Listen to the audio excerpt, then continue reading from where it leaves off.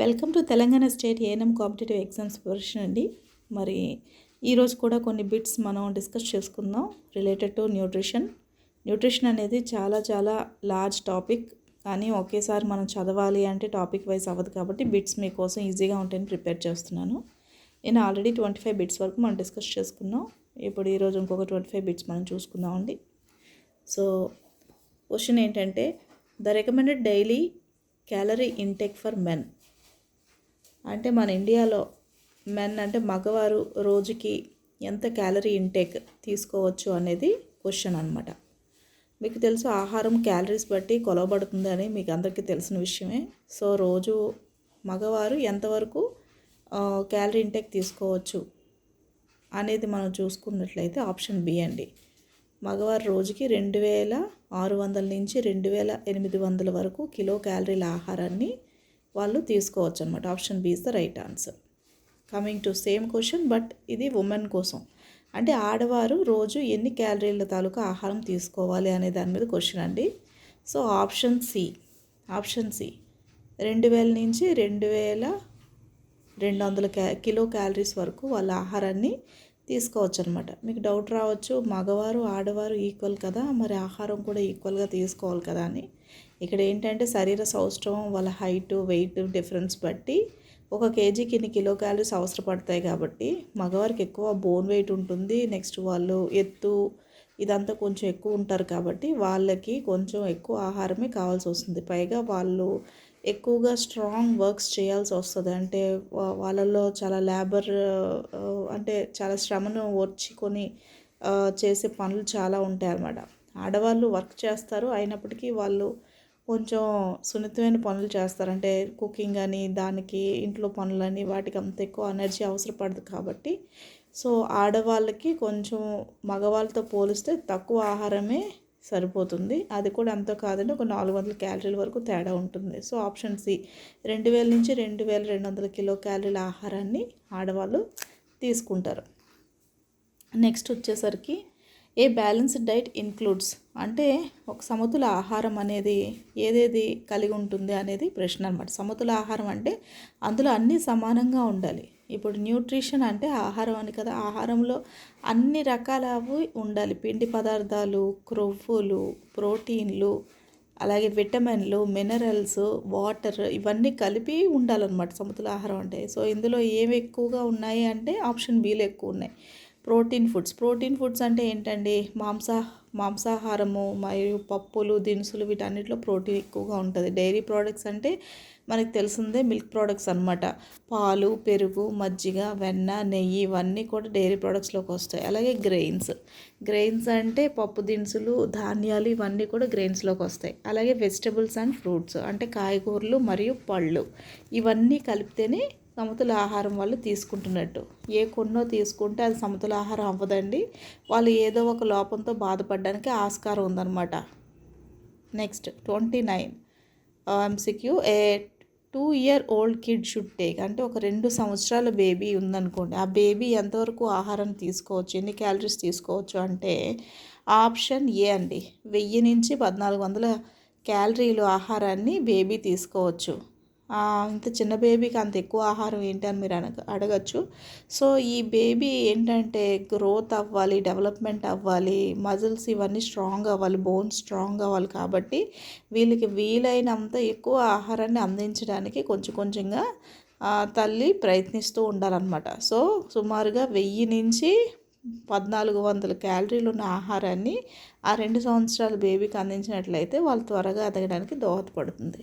Next, the recommended daily caloric intake for children between 11 to 12 years. కొంతమందికి 11 నుంచి 12 ఏళ్ళలోపు పిల్లలు కూడా ఉంటారు. వాళ్ళకి ఎంత ఆహారం పెట్టచ్చు అని మనం అనుకుంటే కనుక option B is the right answer అండి. 1800 to 2200 క్యాలరీస్ పర్ డే వాళ్ళకి అంతవరకు ఆహారాన్ని మనం అందించవచ్చు. ఎందుకంటే ఈ తాలూకా సంవత్సరాల తర్వాత వాళ్ళకి అడాలసెన్స్ ఏజ్ అంటే వాళ్ళకి టీనేజ్ అనేది స్టార్ట్ అవుతుంది. సో దానికి ముందు శరీరంలో చాలా రకాలైన మార్పులు జరుగుతాయి కాబట్టి వాళ్ళకి ఎక్కువ మోతాదులోనే ఆహారం అందించాల్సి ఉంటుందన్నమాట.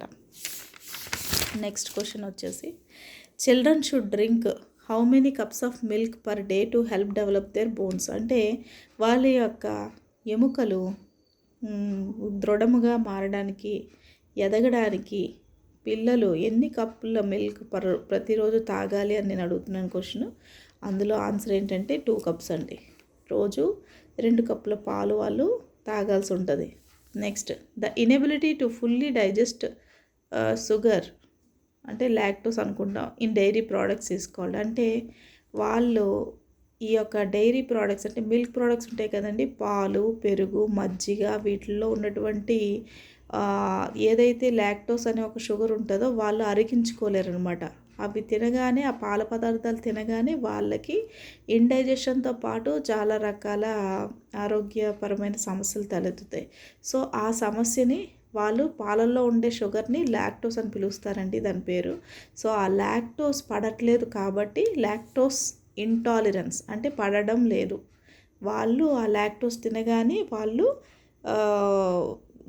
అంటే వాళ్ళ అనారోగ్యానికి గురవుతూ ఉంటారు కాబట్టి ఈ సమస్యని లాక్టోస్ ఇంటాలరెన్స్ అంటే ఆప్షన్ బి కింద పిలుస్తారనమాట.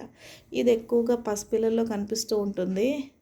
సంవత్సరంలోపు పిల్లలు, తర్వాత పెద్దవాళ్ళలో కూడా కనిపిస్తూ ఉండే సమస్య అనమాట. సో వీళ్ళల్లో వాళ్ళు పాలు ప్రోడక్ట్స్ని ఇవ్వకుండా ఉండడం ఇలాంటివి చూద్దాం. ఇంకా నెక్స్ట్ దాంట్లోకి వెళ్దాం.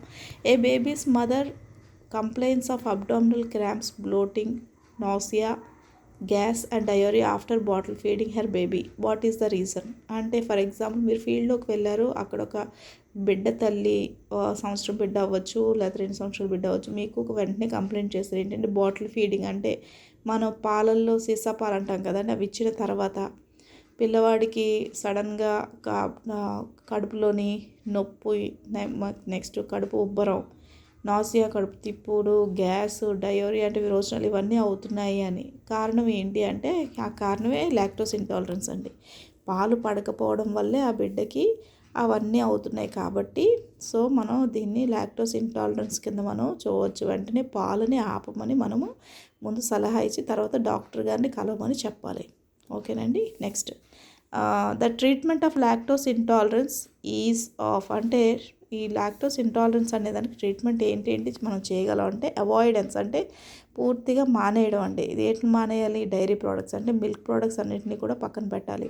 Use of lactose free products అంటే మిల్క్ ప్రోడక్ట్స్లో ఉన్నటువంటి లాక్టోస్ ఉన్న షుగర్ లేని ప్రోడక్ట్స్ని యూజ్ చేయాల్సి వస్తుంది. సాధారణంగా పీడియాట్రిషియన్స్ అంటే పిల్లల డాక్టర్స్ ఏం చేస్తారంటే బేబీకి ఇటువంటి లాక్టోస్ ఇంటాలరెన్స్ సమస్య డెవలప్ అయినప్పుడు వాళ్ళు కొన్ని ప్రత్యేకమైన పౌడర్స్ని సిఫారసు చేస్తారు. ఆ పౌడర్స్ని వాటర్లో కలిపి బేబీకి పట్టమని తల్లికి ఆల్రెడీ వాళ్ళు చెప్పడం జరుగుతుంది. సో వీటన్నిటి మీద మనకు అవగాహన ఉంటే చాలా మంచిది. ఎందుకంటే ఎక్కువగా ఫ్రీక్వెంట్గా ఫీల్డ్ విజిట్స్ చేసేదే మనం కాబట్టి ఎక్కువ ప్రజలు మనతో సమస్యలు చెప్పుకుంటారు కాబట్టి అవి ఏంటనేది మనకి తెలిసి ఉండాలి. న్యూట్రిషన్ పరమైన ఇబ్బందులు ఏమున్నా కూడా మనం ఈ టాపిక్లో కొంచెం చాలా వరకు కవర్ చేయడానికి నేను ప్రయత్నిస్తున్నాను అనమాట. అలాగే యూజ్ ఆఫ్ లాక్టేస్ సప్లిమెంట్స్ అంటే లాక్టోస్ని అరిగించుకోవడానికి లాక్టేస్ అనే ఎంజైమ్ కావాలండి. ఈ ఎంజైమ్ లేకపోవడం వల్ల ఈ లాక్టోస్ అరగడం లేదనమాట. సో ఇటువంటి పెద్దవాళ్ళు దీన్ని తీసుకుంటే కొంచెం పెద్ద పిల్లలు వాళ్ళకి లాక్టోస్ పౌడర్స్ ఇచ్చినప్పటికీ కూడా వాళ్ళకి వాంతులు అవి ఆపవు. సో పై 3 కూడా ఈ లాక్టోస్ ఇంటాలరెన్స్ అనే సమస్యకి మనము ట్రీట్మెంట్ కింద చూసుకోవచ్చు. తరువాత these will provide structure and cushion for cells. అంటే సెల్స్ అంటే కణాలకండి, కణాలకి ఆకారాన్ని ఆకృతిని ఇస్తాయి. అలాగే కుషన్ అంటే మెత్తగా ఉండేలాగా అవి దోహదపడతాయి. అలాగే మెంబ్రెన్స్ కూడా హెల్ప్ చేస్తాయి. అలాగే helps the body observe certain vitamins అంటే విటమిన్లు కూడా అవి అబ్జర్వ్ చేయడానికి అవి చాలా వరకు అవసరపడతాయి అన్నమాట. వాటిని ఏమంటారు వాటిని అంటే అవి ఏంటండి? కార్బోహైడ్రేట్సా, ఫ్యాట్సా, ప్రోటీన్సా, మినరల్సా? మీ ఆన్సర్ ఏంటై ఉంటుంది ఇందులో? సో ఖచ్చితంగా మీరు ప్రోటీన్స్ అనుకుంటారు కదా, కాదండి, ఫ్యాట్స్ అండి. అంటే క్రొవ్వు పదార్థాలే చాలా వరకు సెల్కి స్ట్రక్చర్ని, మెత్తదనాన్ని, అలాగే మెంబ్రెన్స్ డెవలప్ అవ్వడానికి, అలాగే విటమిన్లు కూడా కొన్ని రకాల క్రొవ్వు అబ్జర్వ్ విటమిన్స్ ఉంటాయి. ఫ్యాట్ సాల్యుబుల్ వైటమిన్స్ అంటారు వాటిని. ADEK ఎడిక్ అని అంటారు షార్ట్ ఫామ్లో.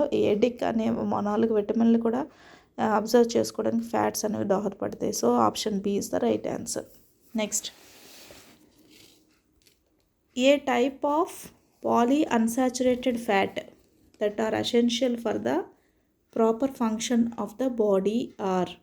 అంటే పాలీ అన్సాచురేటెడ్ ఫ్యాట్ అనేది చాలా బాడీకి అవసరం, ఫంక్షన్స్ అన్నిటికీ అవ్వడానికి అవసరం అని చెప్పేసి ఇక్కడ రాయబడి ఉంది. ఇందులో ఆన్సర్ ఏంటంటే మీరు ఏమనుకుంటున్నారు? ఫ్యాటీ యాసిడ్సా, ఒమేగా 3 ఫ్యాటీ యాసిడ్సా, అరచిడోనిక్ ఫ్యాటీ యాసిడ్సా, లెనోలిక్ ఫ్యాటీ యాసిడ్సా? వీటన్నిటిలోని కూడా ముఖ్యంగా మనకి ఒమేగా 3 అండి. ఒమేగా 3 ఫ్యాటీ యాసిడ్స్ అనేవి చాలా చాలా important. So option B is the right answer. Option B is the right answer. ఇంతకీ పాలీ అన్సాచురేటెడ్ అంటే ఏంటనేది మనం కొంచెం కిందకి వెళ్ళి తెలుసుకుందాం. సో నెక్స్ట్ టాపిక్ వెళ్ళేసరికి saturated fats. Saturated fats are usually solid at room temperature. అంటే ఇవి ఫర్ ఎగ్జాంపుల్ ఇప్పుడు కొన్నిసార్లు ఈ డాల్డా అనే ఒక పదార్థాన్ని మనం తీసుకున్నాం అనుకోండి, వనస్పతి డాల్డా అని, అది రూమ్ టెంపరేచర్లో కూడా కొంచెం హాట్గానే కనిపిస్తూ ఉంటుంది.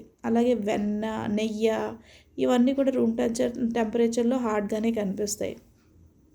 సో అవన్నీ సాచురేటెడ్ ఫ్యాట్స్ అనమాట. సో తర్వాత unsaturated fats can help maintain cholesterol levels in a healthy way. Unsaturated fats మాత్రం శరీరాన్ని ఆరోగ్యపరమైన విధానంలో ఆరోగ్యపరమైనటువంటి క్రొవ్వును మెయింటైన్ చేయడానికి హెల్ప్ చేస్తాయని రాయబడింది. Next point, saturated fats are commonly found in plant products. అంటే ఈ కొవ్వులు ఎక్కువగా ఈ సాచురేటెడ్వి అంటే కరగనివి, రూమ్ టెంపరేచర్కి అలాగే ఉండే కొవ్వులు అవి ప్లాంట్ ప్రోడక్ట్స్ నుంచి వచ్చేనివి అన్నట్టుగా రాయబడింది. Unsaturated fats are commonly found in animal products అని రాయబడి ఉంది. యాక్చువల్గా వీటిలోని మనం చూసుకుంటే ఆప్షన్ ఏలో ఏముందండి, saturated fats are usually solid at room temperature. ఇది రైట్ ఆప్షన్ అనమాట. అవునండి. ఇప్పుడు ఫర్ ఎగ్జాంపుల్ మీకు చెప్పాను, గీ అని, వనస్పతి అని, ఇవన్నీ కూడా రూమ్ టెంపరేచర్కి అది చాలా సాలిడ్గానే ఉంటాయి అన్నమాట. నెక్స్ట్ నెక్స్ట్ పాయింట్ చూద్దాం. Unsaturated fats can help maintain cholesterol levels in healthy way. అవునండి, అన్సాచురేటెడ్ ఫ్యాట్స్ అనేవి చాలా చాలా హెల్దీ ఫ్యాట్స్.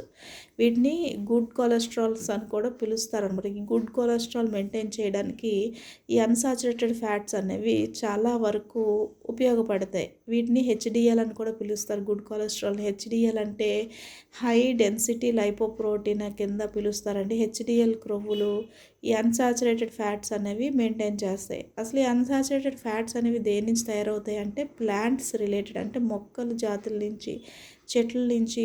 ఇవి అంటే చాలా రకాల ఆయిల్స్ ఉంటాయి. ఇప్పుడు సన్ఫ్లవర్ ఆయిల్స్ అని, తర్వాత ఫ్లాక్స్ సీడ్ ఆయిల్ అని, తర్వాత ఇంకా చాలా ఉంటాయి. ప్లాంట్స్ నుంచి తయారయ్యే ప్రతిదీ కూడా అన్సాచురేటెడ్ ఫ్యాట్స్లోకి వస్తుందండి.